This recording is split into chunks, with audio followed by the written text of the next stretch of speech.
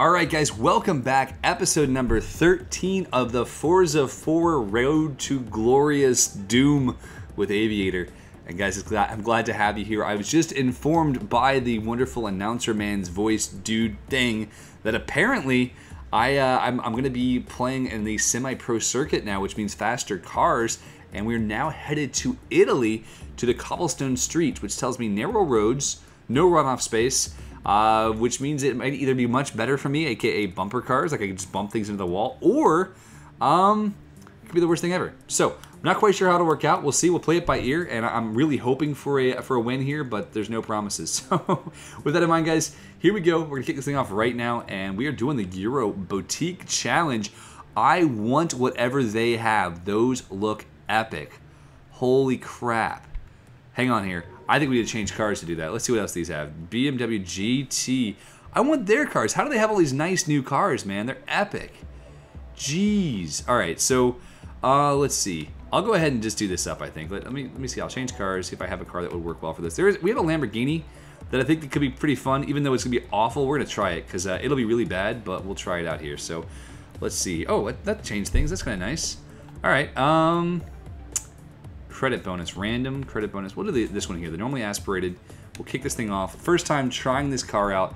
We'll see if it is usable or not with a Lamborghini.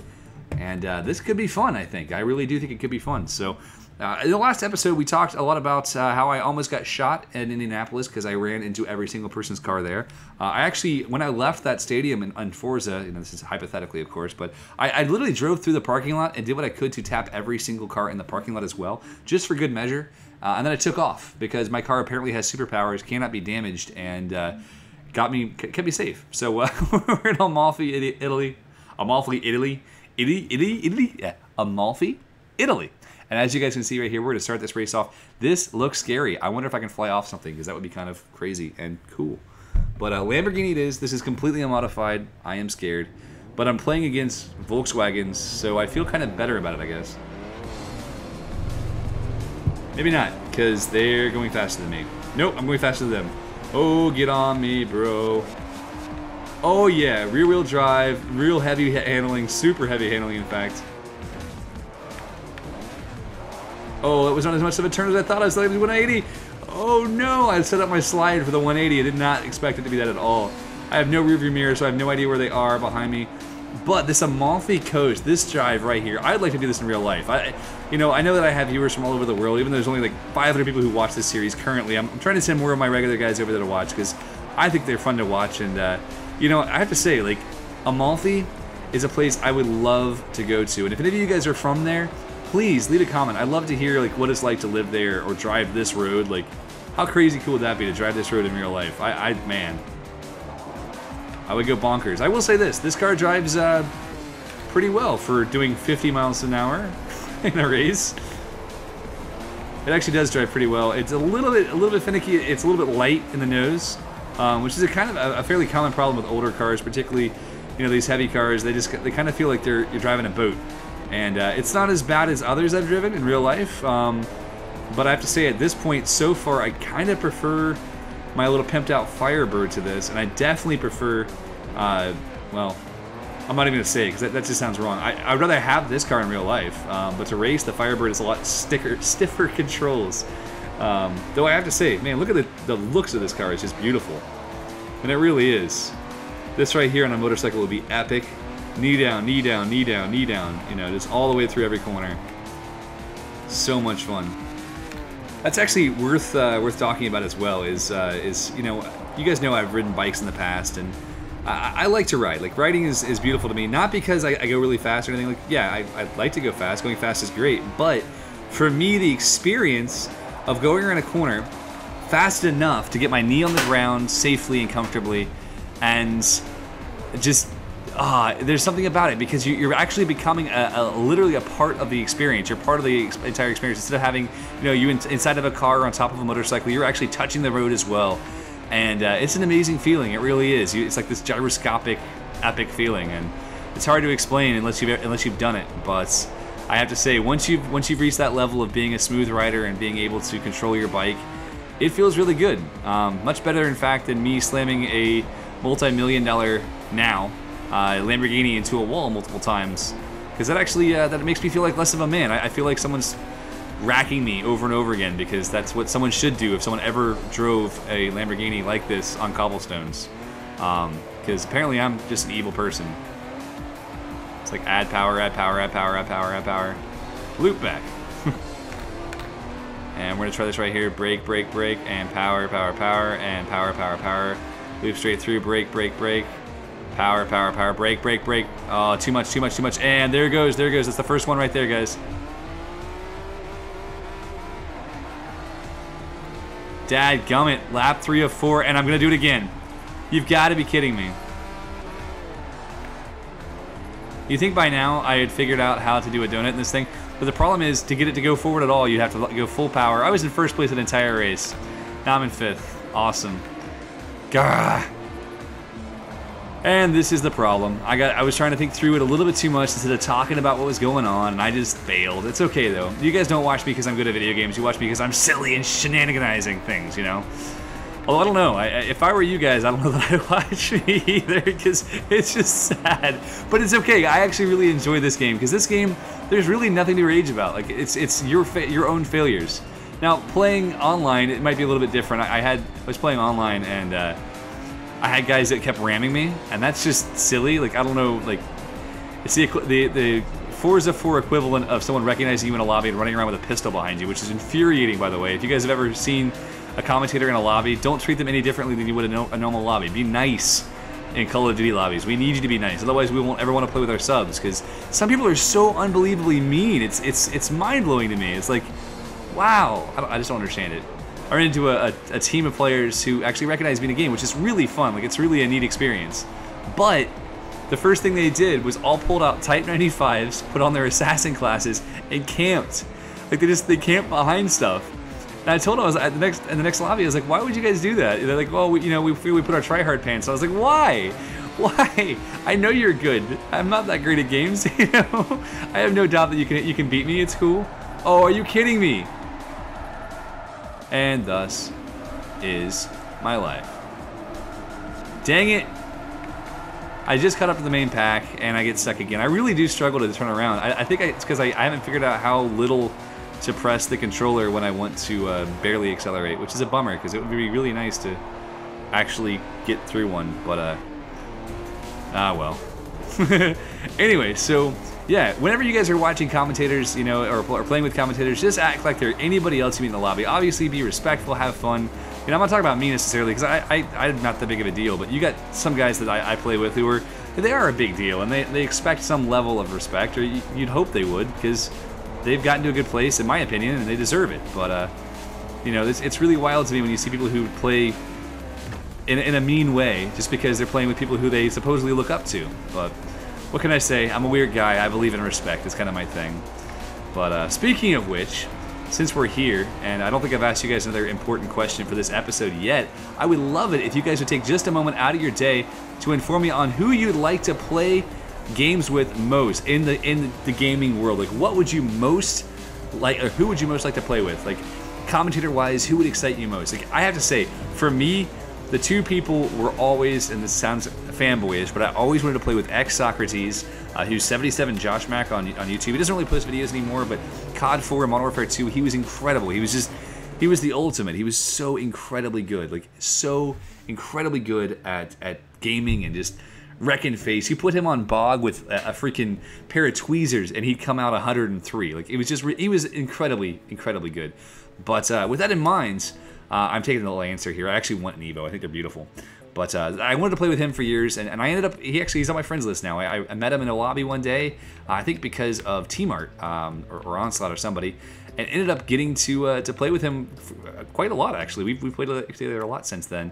And the other guy was Sandy Ravage. I always wanted to play with Sandy because I felt like he was somewhat superhuman. And, you know, after meeting him face to face because of Forza, ironically enough, here I am, and we've been playing together a lot together. So I'll let you listen into what this guy's saying. Georgia asphalt of the Road Atlanta course.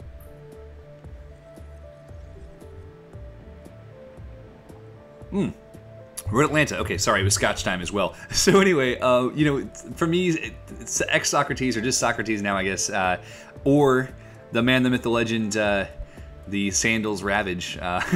Those guys were just awesome people that I always wanted to play with. I felt like it would be really cool to play with, and they turned out to be, you know, really fun people to play with. A couple other ones I always thought would be kind of cool was Scenators and Hutch, and I've actually played with both, and they're both really great guys. Like, actually, really great guys. I have to say, I'm a big fan, which is cool because it's always kind of neat to meet people who you feel will be, you know, somewhat the same in real life or on a game, and they actually are exactly the same. Scenators is hilarious. Like, he and I have had a lot of conversations, not a lot of conversations, let me rephrase that. We've had a fair number of conversations on Skype and whatnot, and he literally is the exact same person all the time, no matter what he's doing.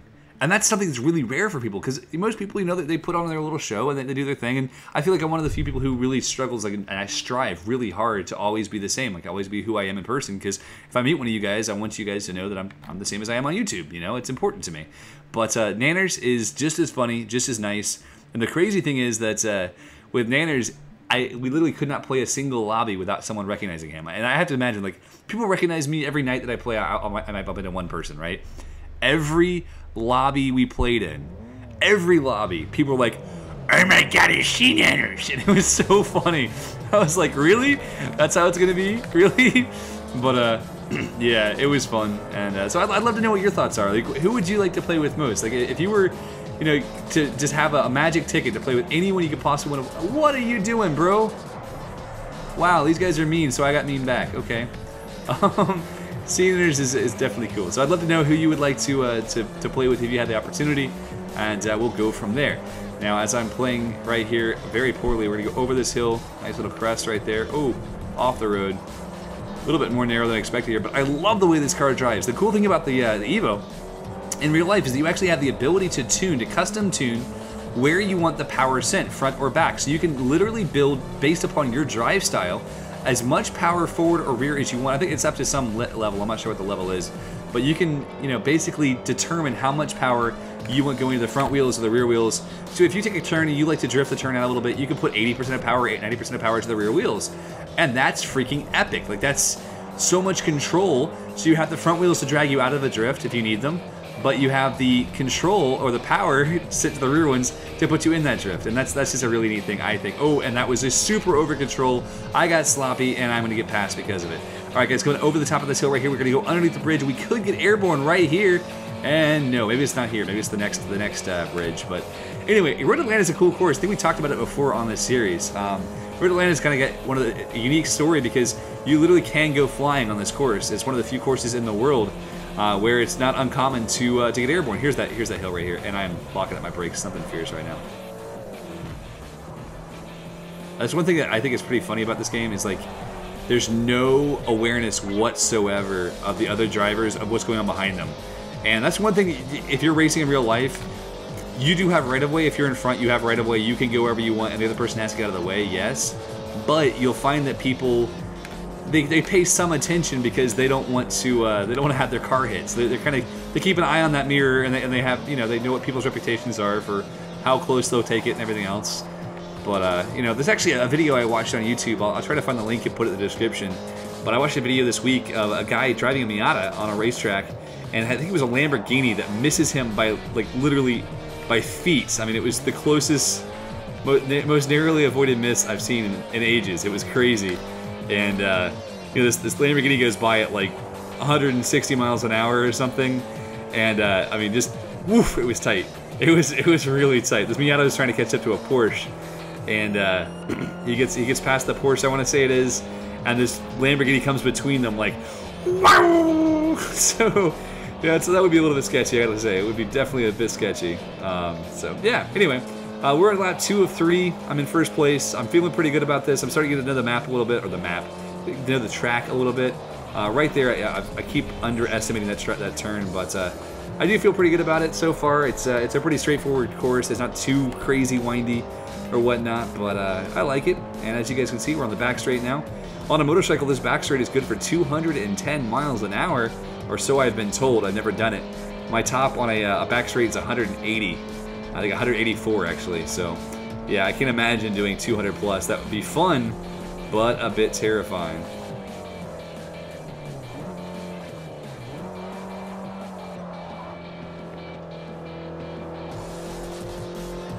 And right here is where you can jump the car. Wah, boom. Not with this speed, but with a faster vehicle, you sure can jump it. Motorcycles jump it all the time, so kind of a cool thing. Last lap coming up. We're going to rotate around here and see what happens next. As you guys are watching this is episode 13 or 14, I think. I think it's episode 13. And I want to let you guys know I'll be recording again for these live. I'm actually working right now on getting set up for YouTube streaming, so I will be streaming on YouTube as well in the near future in full HD. But I'm looking forward to doing some more Twitch streams. So in the meantime, join me on Twitch this week for some more Forza. Make sure you go to my Twitch page. The link is twitch.tv/aviator. And click the follow button. It's on the top left-hand side of the page. It's free to follow, and you can be notified when I go live, because I like to stream and play games and do silly shenanigans and, I don't know, hate on myself for being a bad player. It's kind of what I do. It's fun. So I know I've been hating on myself a little bit too much for being a bad player. My apologies. It's one of those things. When you live stream a lot and you get all these people in the live stream who are telling you how bad you're doing and like how, you know, it's not bad when you're playing Forza, but when you're playing Call of Duty, everyone's always trying to tell you what you're doing wrong. And I gotta say here, I'm gonna try not to underestimate this corner this time. No underestimating.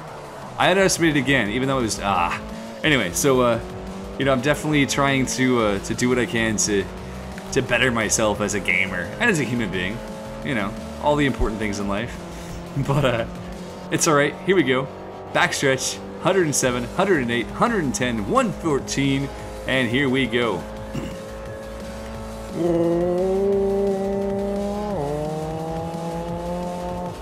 Brake.